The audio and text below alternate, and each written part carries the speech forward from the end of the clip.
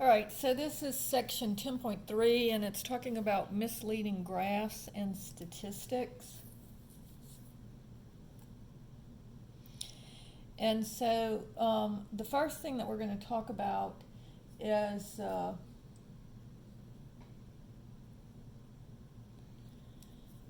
way that sometimes graphs can use what's called scaling. And scaling is expanding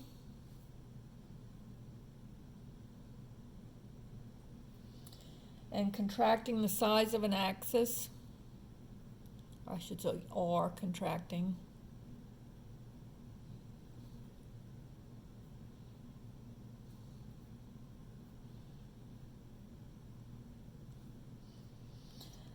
Are only showing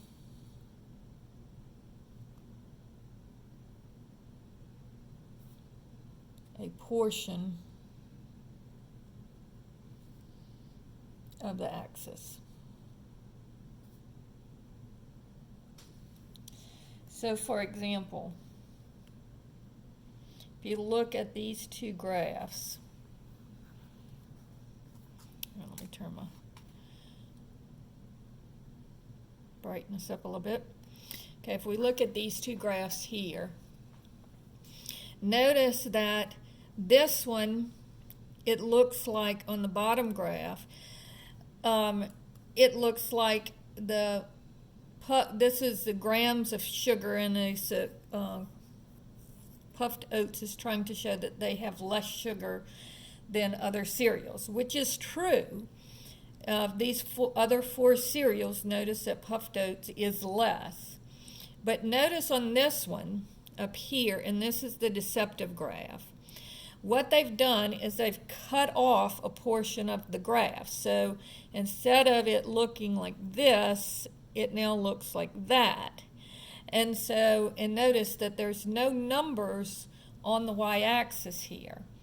And so this is a bar graph that is meant to deceive, because look, it looks like puffed oats only has this much sugar, and that this cereal has like 5 or 6 times more. And so you have to be careful on graphs like this when you see that they are, when there's no actual values on the y-axis. You have to be aware that this might be something that's happening with your graph. Okay, here's another one where they use scaling. So on this one, they're trying to show that brand X costs less than the other two brands. And again, notice that really there's only about 20 cents difference between the two, because this one's about 80 cents and this one's about $1. But it makes this one look like it's 4 times more than this one, or even more than that. So you have to be aware that they sometimes do this. Okay, and this one, notice that the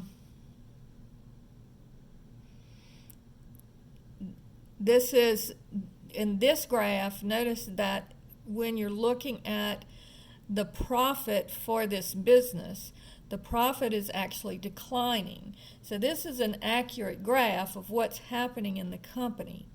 But what they've done is now they've turned it, and this is the same graph. But notice, because now it's a horizontal bar chart instead of a vertical one, they put the dates going up, but it looks like things are increasing, and in actuality it's decreasing. And sometimes a horizontal bar chart can be very, very, very deceptive. Now in this example, it says the unemployment rates for the United States from 2005 to 2010 is displayed. So here is the actual, and let me blow this up a little bit. Here are the actual numbers from 2010 to 2005. But notice that the bar graph is backwards. So it makes it look like the unemployment rate is actually decreasing when in actuality it's actually increasing. And so you have to be careful of them reversing numbers on the axis. Okay? Then we're going to talk about line graphs. So this is some of the ways that you can do it on bar graphs. Now if we look at line graphs, again, one of the things that they do is called cropping.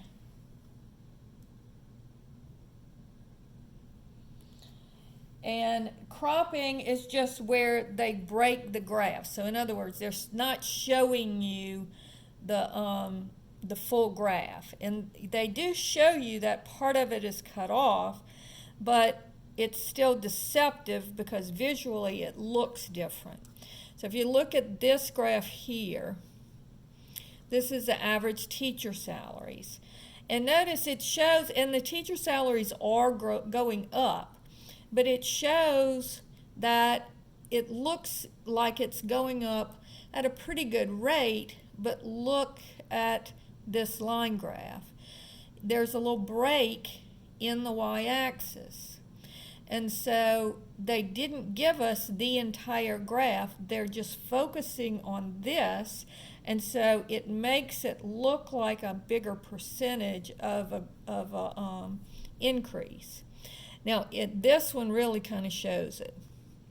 If you look at this picture and this picture, they are actually the same graph. But notice that this one starts at 0 and this one starts at about 4. So notice how this one looks like it's got a big increase here, and this one it's not really, it doesn't really show it as that much of an increase. And so by looking at the graphs, just visually, this one looks like a bigger increase than this one does. Okay? Now, I think this is the one that really shows how these graphs, these line charts can be deceptive. Okay, so on this chart down here, this is the price of a stock. And this is September, October, November, December, and January. Now, if you notice, in January, so it's going down, down, down. It's kind of blipping up a little bit, but it has a general trend downward. But notice in January, it's got an increase. And notice in December, it had a little bit of an increase and a little bit of increase in different times of the year, but it's still trending downward. And so what they've done is they've cropped this, just this little part of the graph, and they're showing the dates in January where it looks like this stock is just going through the roof, when in actuality the stock has been decreasing for 6 months. So you do have to be careful of these charts and these line graphs. And that's called cropping. Now, another thing that people do to kind of make things look bigger or deceptive is to use 3D graphs. All right, and so I'm going to show you an example of a 3D graph here. So notice on this one, this is the amount of milk consumption or whatever in 2006, and this is in 1995. Now what they're trying to show is that the milk consumption has gone down.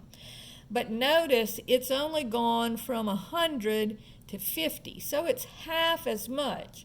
But notice, because of the 3D effect of this is actually 8 times bigger than this. Even though it's only half as tall, it's also half the width and half half the depth. So it's deceptive in that just looking at the picture, this looks way bigger than this when it's really just half of it. All right, same thing. Anytime you give something depth, see, it makes it look like it's bigger.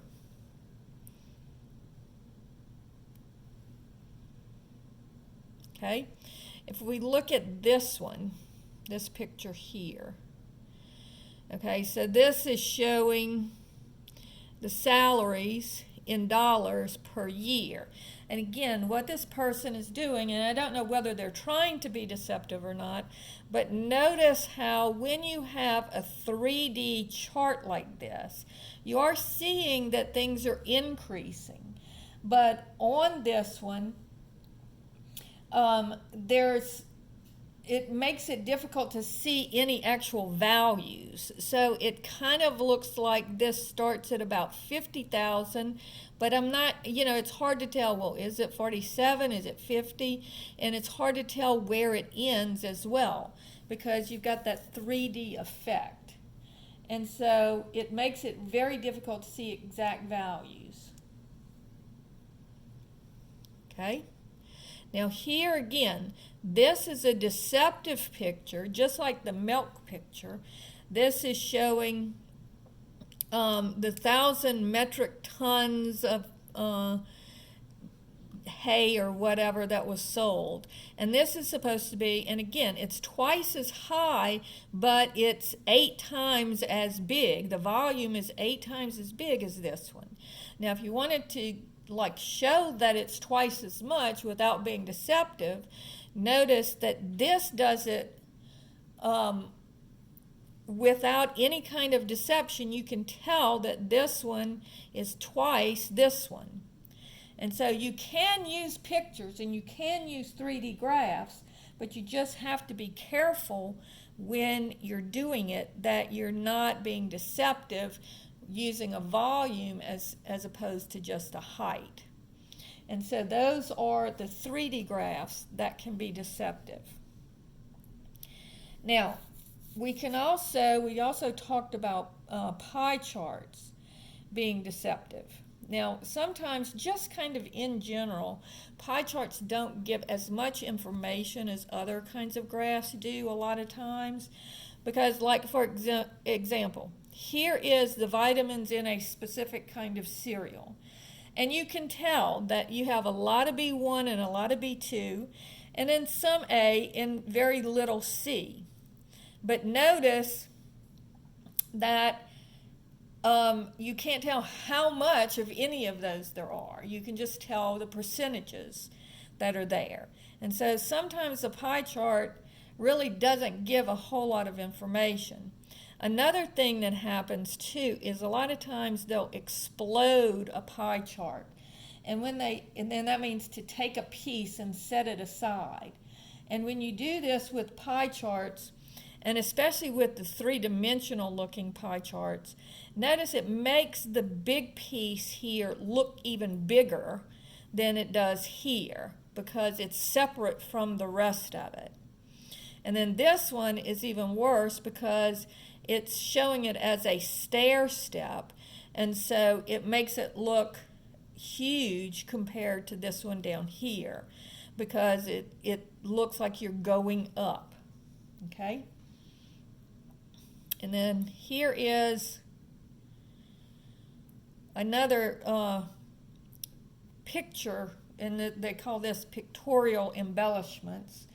And with these, notice that on this one it's talking about the price of gasoline. And if you notice, the dimensions here and here are correct, but because of this little nozzle on the end, it really makes this part look longer than what it actually is. So it makes it look like the gas, and again, it's just a picture, and it does actually give the information of the price for gasoline in these 3 different countries, but because of that nozzle, pictorially, it makes it look like more. And then we'll see another one of these pictures That's kind of doesn't give a whole lot of information. Now this chart is, would you date someone who doesn't like dogs? Okay. Okay, so here notice they have a bunch of little bones, but the bones don't show what each value of the bone is. So we do get some percentages here, and also notice that the lines are curved for some reason. And because of that curve, it's even harder to tell what the percentages are, because we're not comparing apples to apples because they're curved. If they were straight lines, it would be better information. All right, and then down here, we're looking at the gallons of drink that people have, drank in a year. And so here they're showing that and this is, I think, the percentage of drinks. And so this is 45, this is 23, this is 19, this is 11 for juice drinks. But notice that the coffee cup is wider than anything else on the page. So it really draws your eye. So even though it's only 19% and this is 45%, notice that it looks like it's more comparatively. And especially if you look at the juice drink is 11 and the coffee cup is only 19. It's only 8 more. It's not even twice as much. But if you look at, pictorially again, if you look at the difference in the size of these two, this one looks huge.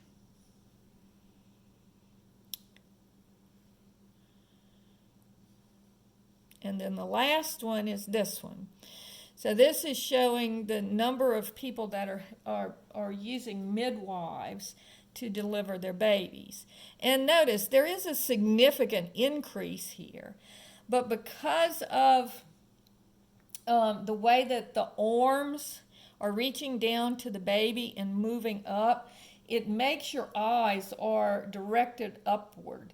So it really exaggerates the increase. So again, just another way that these pictures can cause it to be kind of distort the information. All right, so those are all of the deceptions that you can have with graphs. Now, another thing that can cause statistics to be biased is to have a bias in the sampling. And bias can sometimes be on purpose and sometimes it can be accidental. So let's say that you wanted to find out what kind of food in the food court people like. Well, if you just sit at a table that's not by anything and you just ask people who are walking by what kind of food they would get if they came to the food court to eat, you sat in front of Cane's and you only asked the people who were walking towards Cane's. Well, that would be a biased sample because the people are probably there and close to Cane's because they're going to get Cane's. So you would have a biased sample there. Okay? So that would be one way that you can have a biased sampling. And that's the first way is faulty sampling. And so there you're not getting a true representation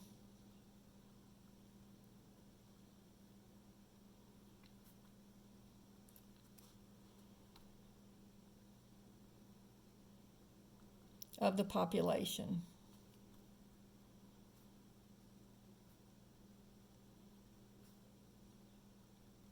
Okay? And so you can also have faulty questioning.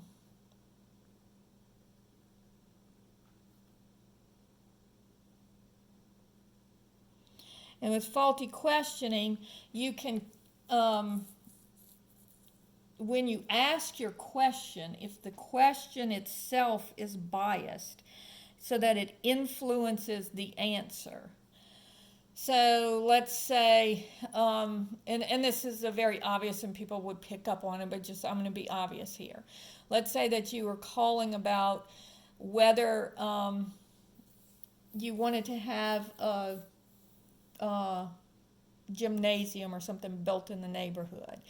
And your kids play basketball and you really want to get this gymnasium built. And, so you would call people in a survey and you would say, hey, I wanted to see if y'all thought it was a good idea, like I do, or something like that, for us to have this gymnasium, or, this would be a great opportunity for our children, or something like that, where you're, through the questioning, you're actually influencing the answer. So that would be faulty questioning.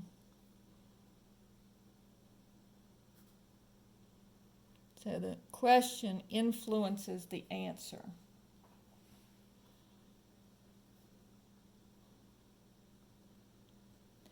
And then faulty interviewer. Interviewing.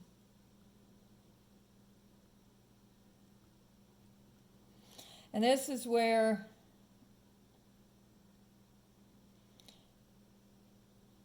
the person is, this really is where it's almost impossible to do this on accident, but I guess sometimes it does happen.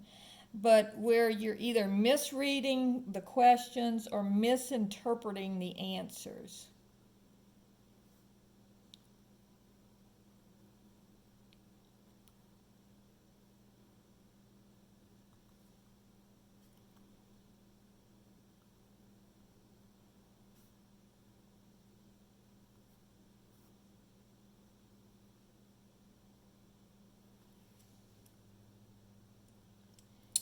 And then number 4 is the lack of understanding.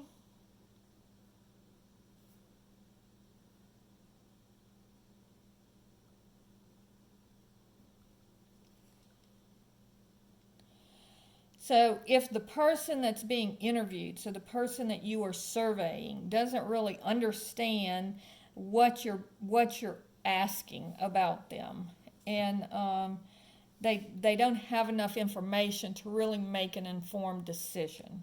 Okay? And then the last one is false answers.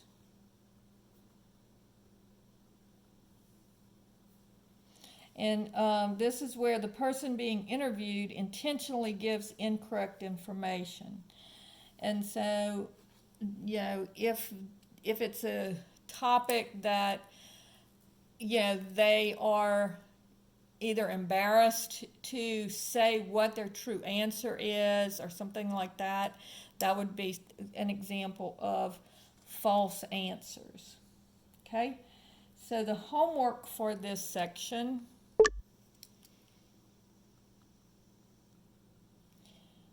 number 2, 3, 5,